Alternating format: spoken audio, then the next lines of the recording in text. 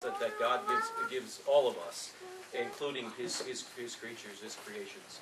So with that, Ed, I'll let you kind of introduce yourself. Okay.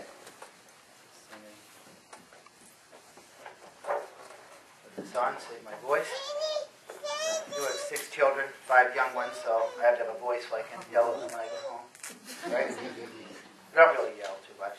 Just give them that look. Which I'm not even good at disciplining that much.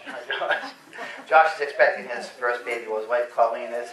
So he was watching my parenting skills the other day, just shaking his head. My wife does all the discipline, you know. I'm the fun one. And my kids say dad's for fun and mom's mean business. Some houses it's opposite, right? But I try to back up all her punishments, even the corporal ones, you know, even in your bed for a month without dinner. My wife says, I'm just sending the kids on an extended fast. They're going to be fine, you know? I'm just kidding. So what we're going to do is we're going to talk to you about Noah's Ark and some animals. And at the end, we have some brochures. Our facility in Bolton is open up to the public. Then I have some cards if you want to check out our ministry website, 2x2ministries.com, not .org. There is a .org, but I guess there are people a little bit, the doctor might be a little bit off from what I'm told, so I'll have to check that out. So it's .com. And so if you come and you're a Christian and you want a Christian tour or a creation tour, you can just specify. I used to be an evolutionist myself, and we had all evolutionists working there, and we did evolutionary tours and never gave God a second thought. And as I was climbing up the scientific ladder, things didn't make a whole lot of sense, and I started questioning a lot of stuff.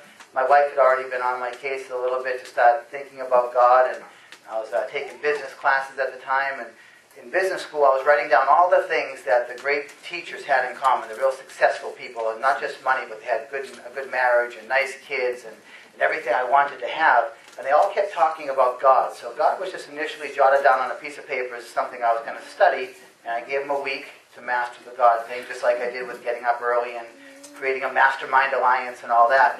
But my God, how many people know that you can just study God forever? Right? You can't do it in a week, right?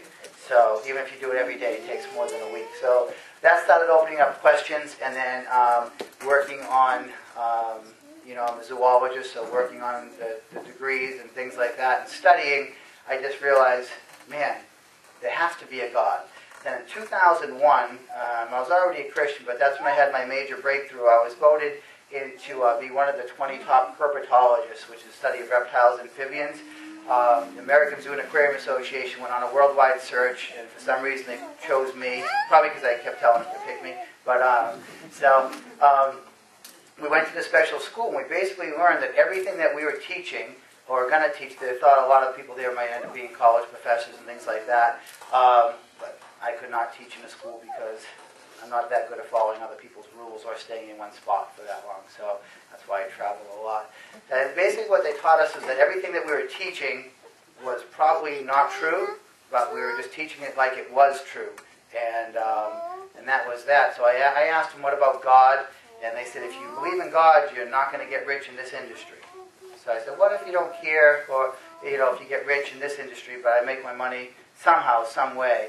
And they said, if I want to go down the God path, it's going to be a lonely path. But I found there's a lot of people on the God path. A lot of scientists, make a lot of good friends, go to a great church.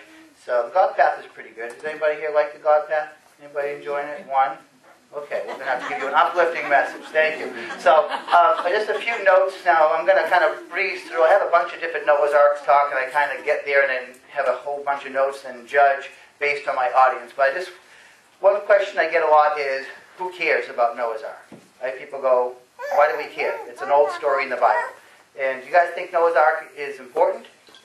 Because it's not just a story. I know if you go into a Sunday school classroom, and that's pretty much in any church, because the books that are available for kids, they show this funny-shaped ark with animals hanging out over the side, right? Did anyone ever see a book like that? And but that's not the way it was. Noah's Ark, we're going to get into how big it was and things like that later. But here's what I find. I just made a few notes this morning. Many people say Noah's Ark and other stories from the Old Testament don't matter as long as you believe in Jesus. And I hear that a lot because I'm labeled as what we call a creation scientist, because I believe in creation. But if we think Noah's Ark is just a story and it's not real history, what do we do with the rest of the Bible?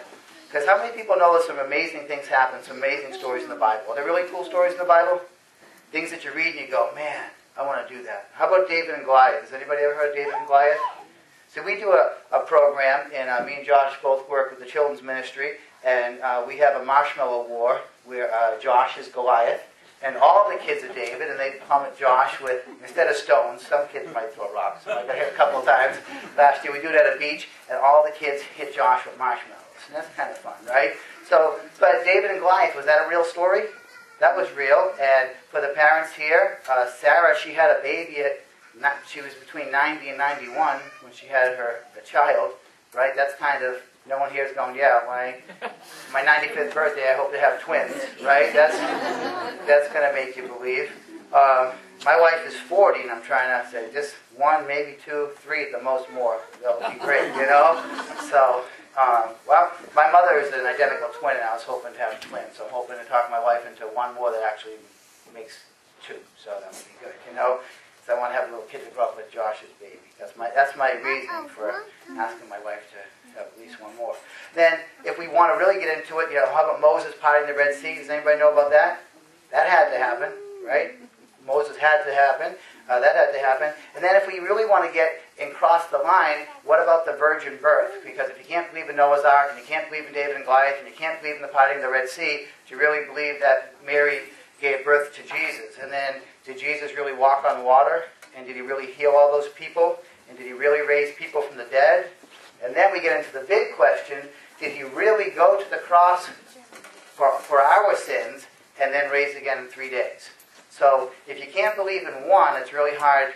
I'm talking from a scientist's point.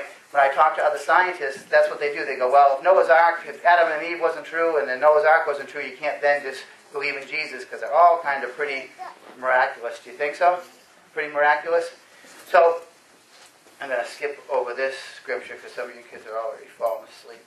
Who's falling asleep already? Right? Look, when those animals start coming out, you're going to wake up. Because if you don't wake up, you could get hurt. I mean, no, you won't get hurt. You got your A game today, Josh?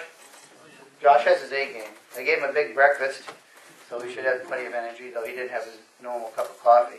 So what's this? What if I find that... what I find is that if I can't explain Noah's Ark, people never let me witness about Jesus. Because in my business anyway, they always want to hear the science, and I'll say, let's talk about Jesus, and they'll say, well, explain how creation started. So a lot of times, like me and Paul were talking earlier, you have to go back to the beginning. So we're going to talk a little bit about the Noah's Ark story, and then these animals are going to come out in a flood, and you're going to get to touch stuff, and maybe wrestle stuff, maybe you have to fight something. So it's going to get exciting. You know, how many kids want to wrestle an alligator? Yeah. See, we have two over there. We'll take the tape off. It's going to be awesome.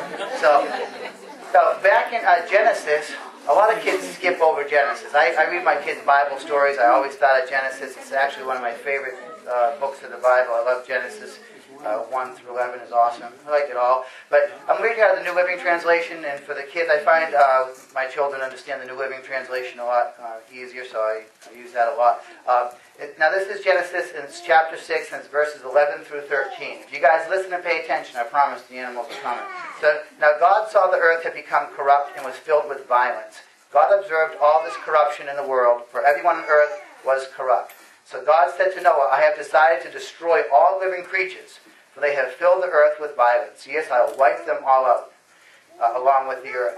So what happened? Did God just wake up one day and go, I'm in a bad mood. I'm kind of bored.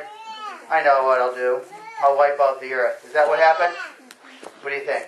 Or what happened was people were so bad that they didn't really leave God a choice. Has anyone here misbehaved and been punished before? Who's been punished before? Anyone sent to your room? Had something taken away? Old-fashioned whooping? Right? Okay, Paul, yeah? It happens to husbands a lot. Right? My wife will say, listen, just get out of the kitchen. Okay? Stop trying to help. Because I'm not even allowed to load the dishwasher. So, that's planned though. That was planned. So, what happened is, sometimes, I have 6 kids. I have 5 young ones. My oldest is married, so I don't get to punish her too much. I'll call her up and heckle her or something here and there, Or when she comes over, I harass her. But I hate punishing my kids. I don't like sending my kids to bed. I don't like giving them timeouts. I don't like taking stuff away from them. I really don't want to do it. But sometimes they leave me no choice. My 5-year-old daughter, Noelle, I'll say, Noelle, stop screaming or I have to sit you in your room until you stop. And then she'll scream like 3 very loud times. So what am I supposed to do? I say, that's it. 3 more times and you're going, right? So